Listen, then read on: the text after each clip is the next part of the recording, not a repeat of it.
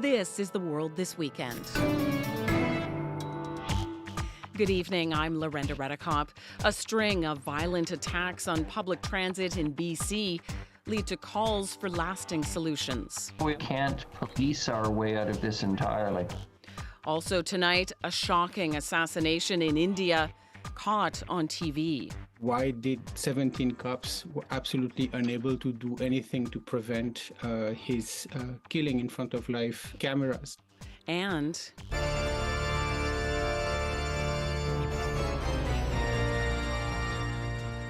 the curtain comes down on a legendary Broadway show. We will not see this again on Broadway, a show with a cast this size, with a crew this size, with a full orchestra this big, and with a gigantic set like Phantom has.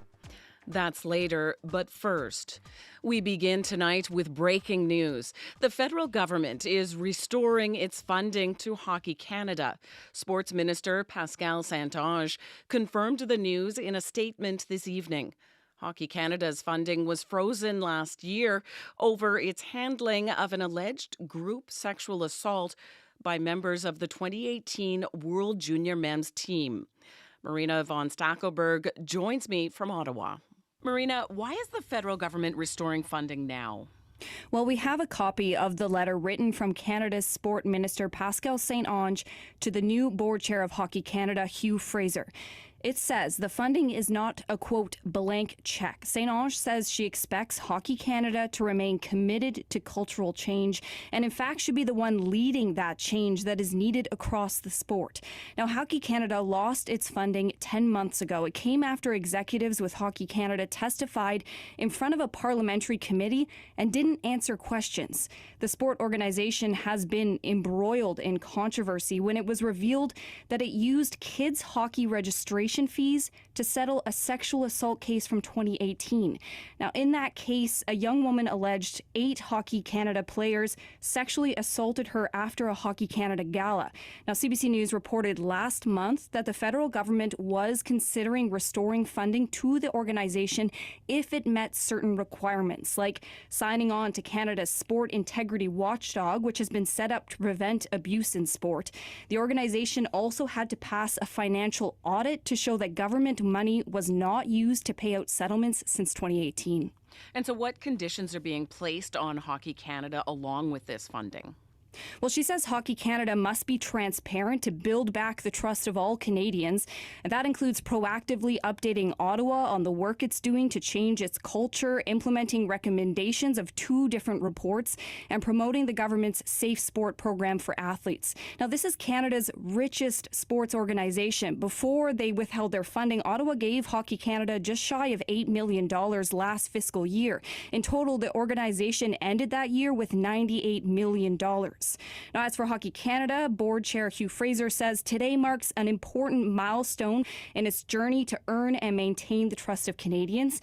He stresses they still have work to do to change the culture of the sport, and he calls this a significant moment for the future of Hockey Canada. Thanks so much for this, Marina. You're welcome. That's the CBC's Marina von Stackelberg in Ottawa. To BC now, and a third stabbing on public transit this month is making some residents uneasy about taking the bus or train. A man in his 20s was treated for stab wounds to his abdomen in Surrey yesterday, not far from where a 17-year-old was fatally stabbed on a bus last week. RCMP and transit police say they're working on ways to mitigate the violence. Georgie Smythe has the story. A 16-year-old kid or an old lady like me, it could be anybody. When Lynn Lowe catches the SkyTrain into Vancouver's downtown, she's nervous. I'm trying not to make eye contact with people and just sort of have a little bubble around myself. I see you've got a big hood on too, is it? Thick material, knife can't penetrate as easily. Is that honestly what goes through your mind? It is, sadly. Users are anxious. This weekend, another stabbing took place on transit in Metro Vancouver. It's the 3rd this month, including the killing of 17-year-old Ethan Bepsflug, who died in Surrey on Tuesday. His mother, Holly Indridson, is still reeling. I'm still in shock. I don't want it to be real. Metro Vancouver Transit Police say since 2016, overall reported crimes are declining, but there's been an increase in the use of edged weapons like knives. Surrey's Mayor Brenda Locke says the root of the violence goes far beyond the Lower Mainland. When I talk to mayors right across this country, mental health and addictions is one of the #1 things that we are all sharing in concern. And so I think that's something that we all need to focus on. On the TTC in Toronto, violent incidents are down after new safety measures were put in place. But its chair, John Burnside, told Rosemary Barton more could be done. The system itself has become a de facto shelter, a social service agency, and people are, I'll say, flocking to the transit because we don't have enough shelter space to start. Martin Andresen is a professor of criminology at Simon Fraser University. He says research shows putting more police and bylaw officers in transit hubs provides mixed results at best because crime often drops, but as soon as those go away, crime goes back up. All the more reason to solve the crisis long term. Georgie Smythe, CBC News, Vancouver.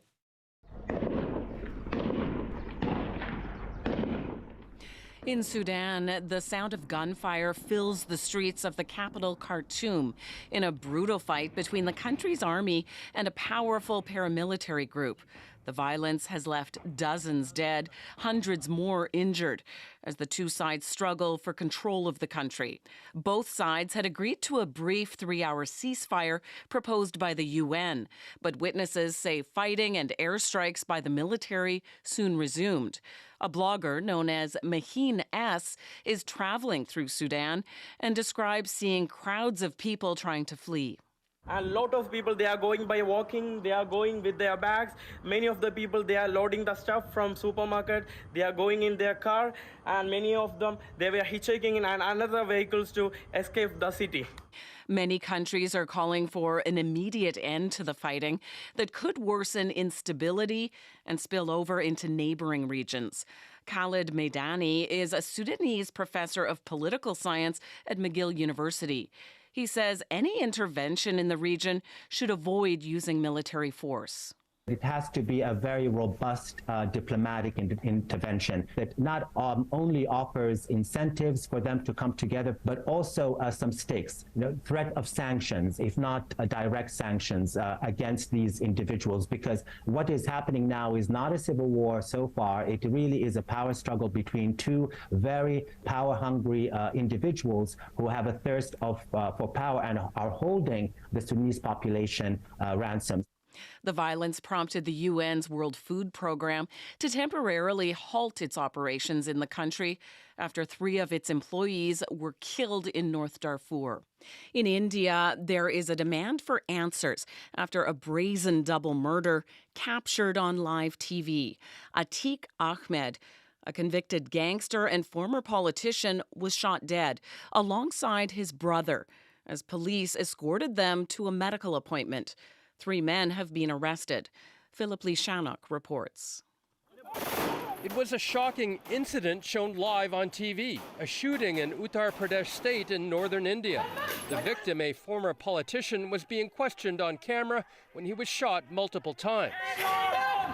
Police say Atiq Ahmed, a former politician and convicted gangster, and his brother Ashraf were both killed. Ahmed was convicted in a kidnapping case last month. He and his brother were speaking to reporters as police escorted them. In the video, the gunman can be heard shouting a Hindu nationalist slogan as police tackle them to the ground. So this is, of course, a case that raises a lot of questions. Gilles Vernier teaches political science at Ashoka University, not far from New Delhi. Why was he transported late at night for a medical examination? Why did 17 cops were absolutely unable to do anything to prevent his killing in front of live cameras? Vernier says Ahmed was a controversial figure, active in politics since 1989, but he also had a long criminal record for extortion, murder, and kidnapping. His son had been killed by police just days ago. Approximately 180 alleged gangsters have been extrajudicially killed. most of these alleged gangsters were associated with opposition parties. Sanjay Ruparalia is an associate professor of politics and public administration at Toronto Metropolitan University. He says the extrajudicial killings may be part of a larger pattern in the state in the lead up to a general election next year. A state like Uttar Pradesh is very important. It's the largest state in India. It sends the most number of MPs to the parliament in New Delhi. The road to power in New Delhi really runs through Uttar Pradesh. Uttar Pradesh Chief Minister Yogi Adityanath has the state police on high alert to ensure law and order are maintained, and he appealed to the public not to pay attention to rumors about the killing.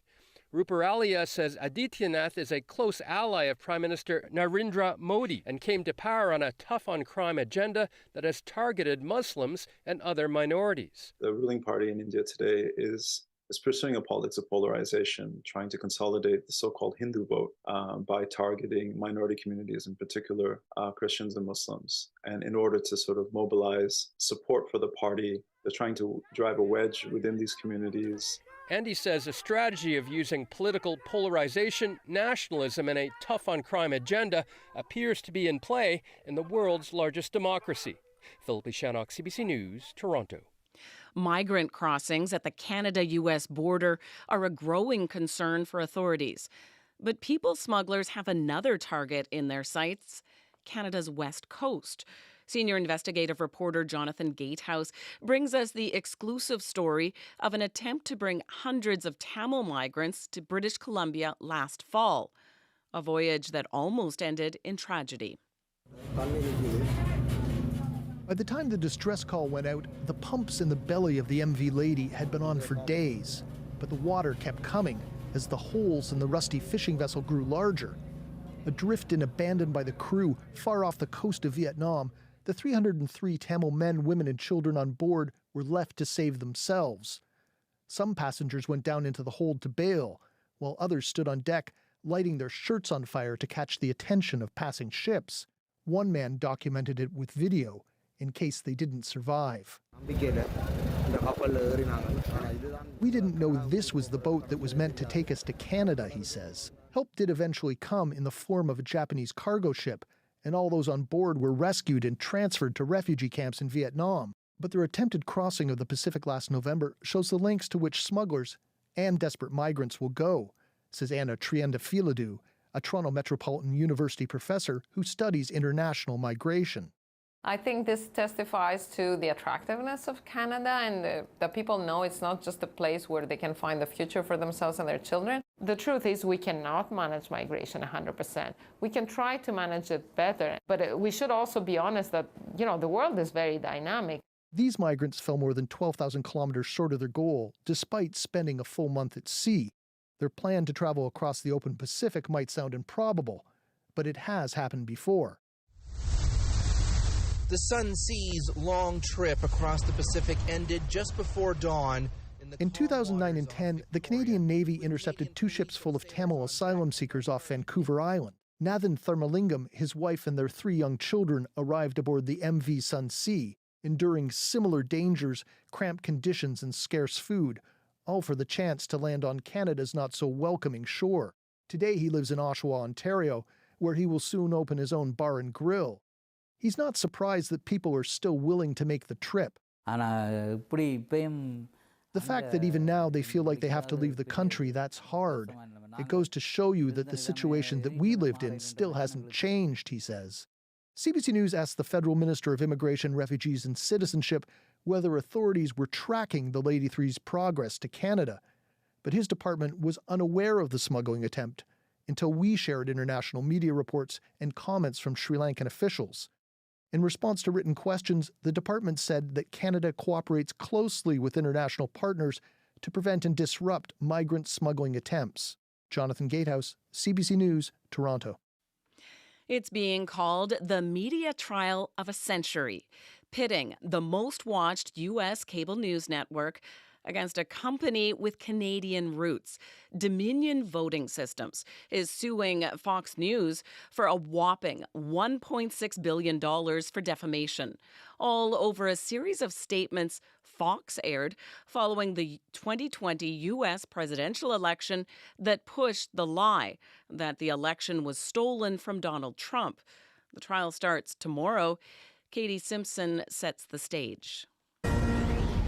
The Fox News. The biggest names in the American conservative media world are about to face their most important audience yet.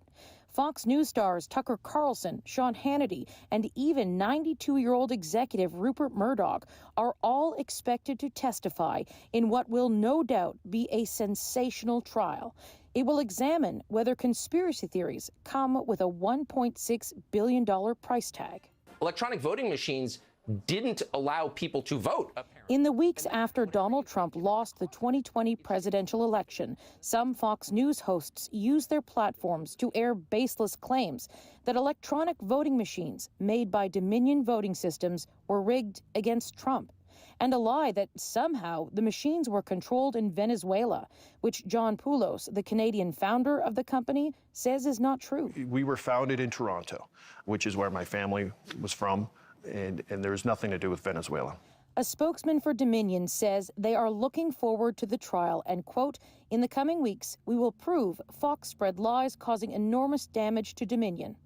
Those lawyers have to convince a jury Fox personalities and executives knowingly spread false information, which is typically a high legal bar to meet, according to Joel Kaplan, the Associate Dean of the Newhouse School of Public Communications at Syracuse University. Did Fox News know what they were saying about Dominion was false, or did they act with reckless disregard to whether it was true or false? In this specific case, during pretrial hearings, a stunning trove of emails and text messages were released, showing high-profile hosts questioned the claims they were broadcasting, while executives did nothing to stop it. Fox is in a lot of trouble right now. Fox has argued it is protected by First Amendment freedom of speech rights and that it was covering the unprecedented claims of widespread election fraud by a sitting U.S. president. Their lawyers also say a loss for Fox would be devastating for journalism in general. I'm surprised that they didn't settle. I think they'll probably lose. The evidence is so overwhelming. And the cynicism and the outright lying is so crazy. American media commentator Kara Swisher says the impact this could have on Fox News is massive. Lawyers have until a verdict is rendered to reach a settlement, and with the trial expected to go 6 weeks, there's still time for that option. Katie Simpson, CBC News, Wilmington, Delaware. 1 in 5 Canadians don't have access to a family doctor, and 1 in 6 family doctors are nearing retirement age. The pressure to fill those gaps has pushed provinces to create more training for young doctors. But new stats show a worrying pattern. Fewer students are choosing family medicine in the first place. Karen Pauls reports. It's another busy day in Dr. José Francois' clinic, but the head of the University of Manitoba's Family Medicine Department has a few minutes to talk about a concerning trend. Over the last 5 years, we've seen a decline in the number of learners that identify family medicine as their first choice. It's about 30% right now. He's talking about the Canadian Resident Matching Service, or CARMS. It's a program that takes each medical student's list of preferred specialties and locations and correlates them with the top choices of each residency program at the 17 medical schools across the country. It's a big deal because doctors can't get licensed or work without finishing a residency. But this spring, after the first of 2 matches, there were a surprising number of family medicine spots left open, 268, the highest number ever. The feeling that it isn't as prestigious or as valued or pays as well. The burden on family physicians administratively and how challenging the work is with a population that's getting older and more complex. So it does scare people away. CARMS CEO John Gallinger says, like a dating service, both sides have to want each other. Nobody would want to see an applicant go to a program that the program has said, no, we don't think that's a good trainee, and certainly an applicant would not want to find themselves in a program that they didn't want to attend. Monty Hackett is the president of the Canadian Federation of Medical Students. He did match to a family medicine program this year on his first try. You get to see people straight from birth all the way to end of life, which I think is really powerful and beautiful. But he knows most young doctors aren't as interested in family medicine as other specialties.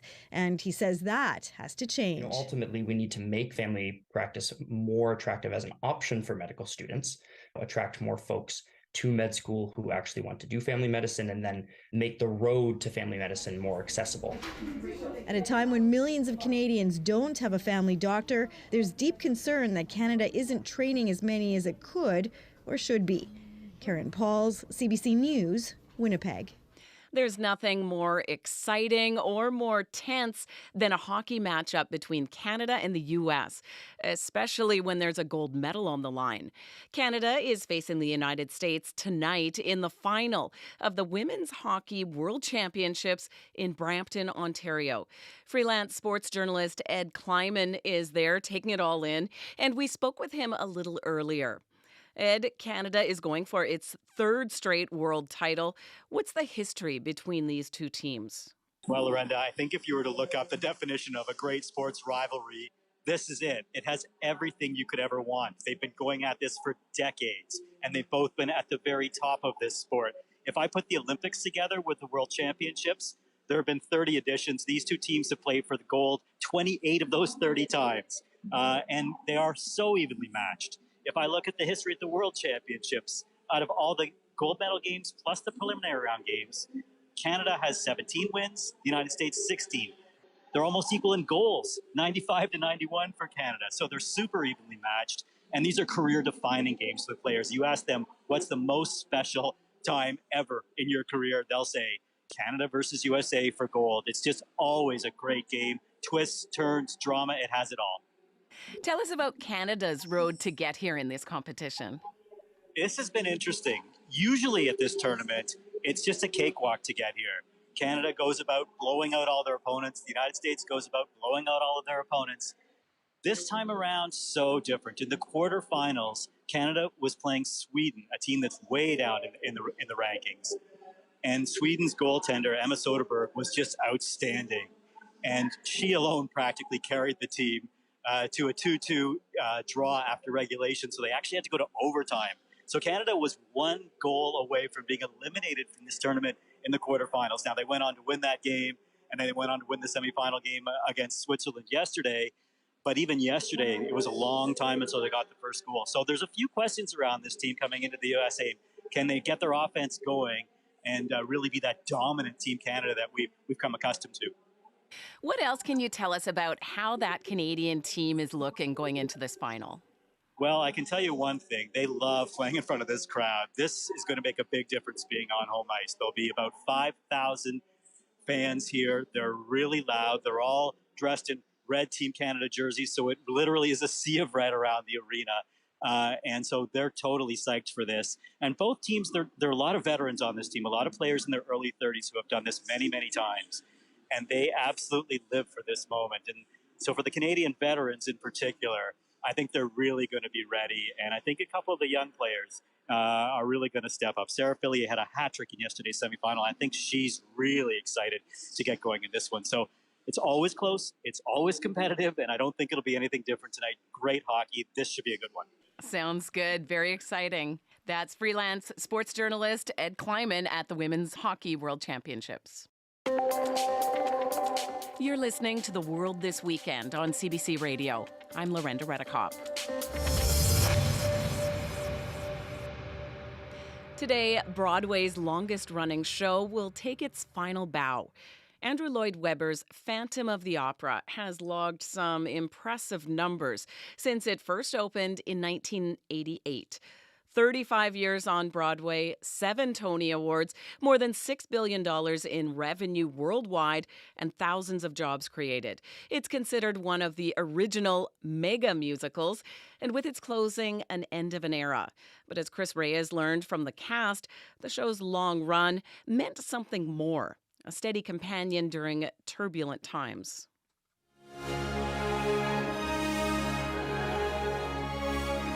Rising along that dramatic orchestra, a one-ton chandelier, one of the iconic symbols of the Phantom of the Opera.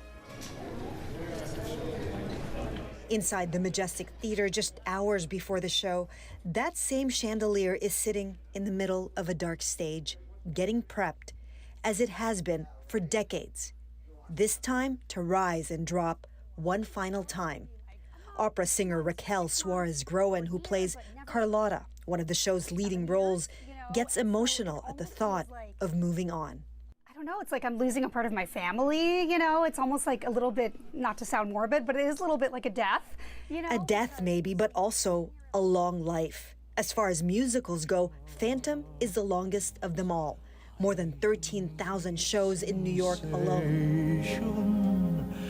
Darkness stirs.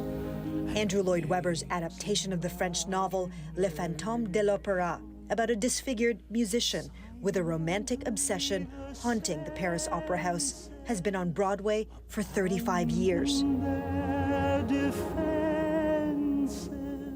The mask, the rose, the music, now almost instantly recognizable. I've been so fortunate to be a part of this. Canadian actor Laird McIntosh played Phantom both on Broadway and in Toronto as far back as the mid-90s. With Broadway productions now mostly pared down, it's the extravagance that he'll miss most. The spectacle of the show is still one of the most stunning things that you would see in a production on Broadway. With its closing, not just an end of an era for the mega musical, but an end to one of the steadiest gigs in town. Dancer Justin Peck moved from Vancouver to New York to pursue his theater dreams. He's graced the Phantom stage on and off for about 10 years. What are your parting words for this show? Thank you for being such a constant thing in my life, sustaining me and making my dreams in New York possible. Suarez-Groen has played Carlotta for about 5 years. She says a career on Broadway would have never been possible for her without Phantom. I've done a little bit over 1,200 shows, which as an opera singer would never, that's like a full career. The show is having as dramatic an exit as its debut. Since announcing its closing last year, ticket sales have spiked, giving Phantom its best weeks since its opening back in 1988. Absolutely. You're going out with a chandelier. Yes, now. We are. But with that final drop, the kind of show that may never come back, says McIntosh. We will not see this again on Broadway, a show with a cast this size, with a crew this size, with a full orchestra this big, and with a gigantic set like Phantom has. And a haunting that will linger in the heart of those who were part of it. Chris Reyes, CBC News, New York.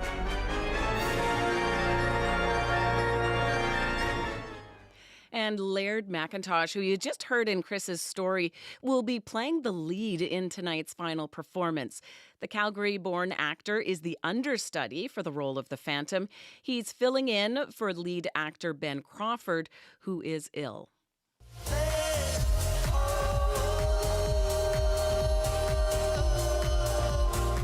The weather is warming up, and that can mean only one thing. It's music festival time. Coachella, which kicked off in California this weekend, always brings in some of the biggest stars and up-and-comers. And yes, social media was full of Canadian Shawn Mendes canoodling with former girlfriend Camila Cabello. But on stage, history was made last night.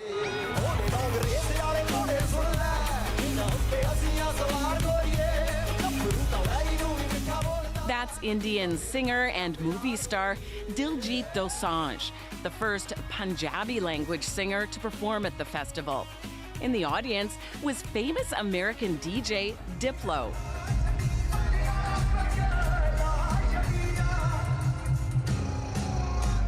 He's a big fan and posted a video of himself dancing during the performance. Dosanjh's songs have been streamed millions of times around the world. I love bitches, I love you. You got me, babe, I got you. This one, Peaches, has 52 million views on YouTube. It's one of many firsts for Dosanjh. Last summer, he was the first Punjabi singer to perform and sell out at Vancouver's Rogers Arena. Fans say he's bringing them closer to their Punjabi culture. One fun thing about his music, I think, has helped me really improve my vocabulary, my Punjabi vocabulary. So I think music carries a lot of power. But Dosanjh isn't the only South Asian star making his debut at Coachella.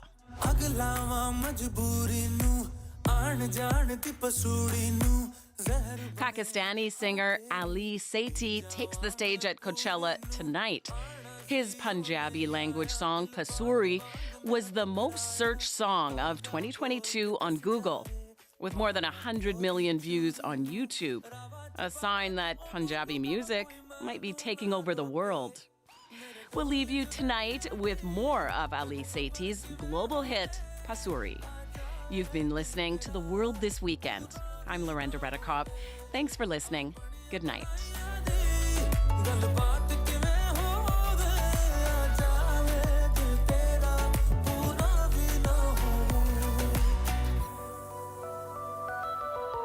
भूल गई मजबूरी नू दुनिया दी दस्तूरी